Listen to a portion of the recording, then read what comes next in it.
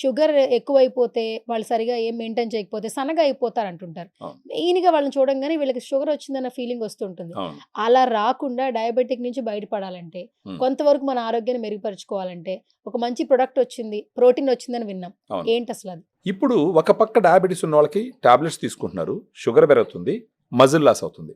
ఈ muscle loss అయినప్పుడు ఈ షుగర్ పోయి ఎక్కడ ఖర్చు అవ్వాలా? ఫర్ ఎగ్జాంపుల్ చెప్తా. అప్పుడేమవుతుందంటే మజిల్ తగ్గే కొద్దీ ఈ షుగరు లెవెల్ పెరుగుతూ పోతుంది. అంటే మామూలుగా ఈ షుగర్ వచ్చేసి మజిల్‌లో ఖర్చు అయ్యి ఎక్సెస్ షుగర్ వచ్చి మజిల్‌లో స్టోర్ అయ్యి అదేవిధంగా లివర్‌లో కూడా స్టోర్ అవుతుంది. ఈ 2 ప్లేసెస్‌లో స్టోర్ అవుతుంది. ఇప్పుడు ఈ మజిల్ తగ్గిపోతుంటే ఇది ఖర్చు అవ్వదు. అప్పుడు గ్లూకోజ్ పెరుగుతూ ఉంటుంది. ఆ పెరిగినప్పుడు ఏం చేస్తారు? నంబర్ ఆఫ్ టాబ్లెట్స్ పెరుగుతాయి, డోసెస్ పెరుగుతాయి. ఒక పక్క టాబ్లెట్స్ డోసెస్ పెరుగుతాయి, గ్లూకోజ్ అన్‌కంట్రోల్డ్ పెరుగుతుంది. ఒక పక్క మజిల్ లాస్ తగ్గిపోతూ ఉంటుంది. ఈ సిట్యుయేషన్ వల్ల ఒక 80 సంవత్సరాలు, 90 సంవత్సరాల ఆయుష్ ఉన్న వాళ్ళు కూడా ఒక 15, 20 సంవత్సరాల ముందరే వాళ్ళ ఆయుష్ తగ్గుతూ ఉంటుంది. సో ఫస్ట్ డయాబెటీస్ వచ్చిన వాళ్ళు గుర్తించాల్సిన విషయం ఏంటంటే న్యాచురల్‌గానే ఈ షుగర్ తను బాడీ ఖర్చు పెట్టుకునే విధంగా చూడాలి. దానికి ప్రోటీన్ని ఫస్ట్ పారామీటర్‌గా తీసుకోవాలి. ఇప్పుడు డయాగ్రామ్ ఏ విధంగా ఉపయోగపడుతుందంటే దాంట్లో 5 సోర్సెస్ ఆఫ్ ప్రోటీన్ ఉంటుంది. అది కాకుండా 100 గ్రామ్ పౌడర్కి 24 గ్రామ్స్ ప్రోటీన్ ఉంటుంది. ఈ ప్రోటీన్ ఫస్ట్ ఏం చేస్తుందంటే ఉదయాన్నే ఒకసారి బిఫోర్ బ్రేక్ఫాస్ట్ తీసుకోవాలా, ఈవినింగ్ ఒకసారి తీసుకోవాలా. అది తీసుకున్నప్పుడు అన్నానికి ఉదయాన్నే బ్రేక్ఫాస్ట్ ముందర తీసుకున్నప్పుడు జనరల్గా జనాలకు ఉండే ఒక ఇష్యూ ఏంటంటే ఉదయాన్నే బ్రేక్ఫాస్ట్ చేస్తారు, నైట్ అంతా ఖాళీ కడుపు ఉంటుంది, ఒక 2 ఇడ్లు 3 ఇడ్లు ఎక్స్ట్రా తిన్నారనుకో ఇమీడియట్గా గ్లూకోజ్ లెవెల్ పెరుగుతుంది. ఈ మార్నింగ్ పెరిగే గ్లూకోజ్ లెవెల్సే బాడీలో ఉండే ఆర్గాన్స్ అన్నింటిని దెబ్బతీస్తుంది. దాన్ని తగ్గించడమే పెద్ద ఛాలెంజ్.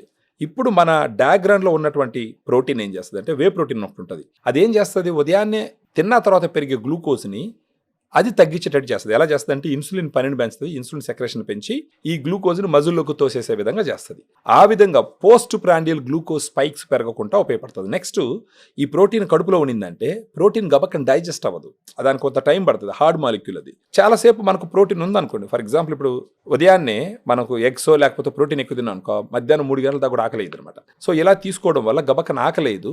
ఆకలి ఎక్కినప్పుడు ఏం చేస్తుంటే ఎక్కువగా అన్నం తినరు. అన్నం తినుకుంటా ఉంటే కొద్దిగా తింటారు, ఎక్కువ తినరు, అప్పుడు గ్లూకోజ్ స్పైక్స్ పెరగవు. సో ఈ విధంగా ఏం చేస్తుందంటే ఒక పక్క మజిల్ని కూడా పెంచుతుంది. ప్రోటీన్ కాబట్టి మజిల్ సింథసిస్ని కూడా పెరుగుతుంది. మజిల్ సింథసిస్ పెంచుతుంది, ఇమ్మీడియట్గా గ్లూకోజ్ పెరగకుండా కంట్రోల్ చేస్తుంది, ఎనర్జీని మెయింటైన్ చేస్తుంది, అన్నం ఎలాగంటే అలా తినకుండా కాపాడుతుంది. వీటన్నిటి ఫ్యాక్టర్స్ వల్ల దీంతో పాటు డైటరీ ఫైబర్ ఉంటుంది, ఐనోసిటాలు, తర్వాత ఎల్కానిటిన్, టారిన్, వైటమిన్స్, మినరల్స్ ఇవన్నీ కలిసి ఉంటాయి. సో ఇది ఏం చేస్తుంది అంటే మన బాడీకి న్యాచురల్గా షుగర్ని ఎదుర్కొనేటటువంటి ఒక శక్తిని ఇస్తుంది. డాక్టర్లు కలిసినప్పుడు వీళ్ళకి గ్లూకోజ్ లెవెల్స్ కంట్రోల్లో ఉంటే డాక్టర్ని రిక్వెస్ట్ చేయొచ్చు, సార్ నా గ్లూకోజ్ లెవెల్స్ కొంచెం కంట్రోల్ ఉన్నాయి, నెంబర్ ఆఫ్ టాబ్లెట్స్ కానీ డోసెస్ కానీ తగ్గించని అడగచ్చు. వీళ్ళ లెవెల్స్ కానీ కంట్రోల్ ఉంటే డాక్టర్స్ తగ్గిస్తారు. సో వాళ్ళు ఒక క్వాలిటీ ఆఫ్ లైఫ్ లీడ్ చేయొచ్చు.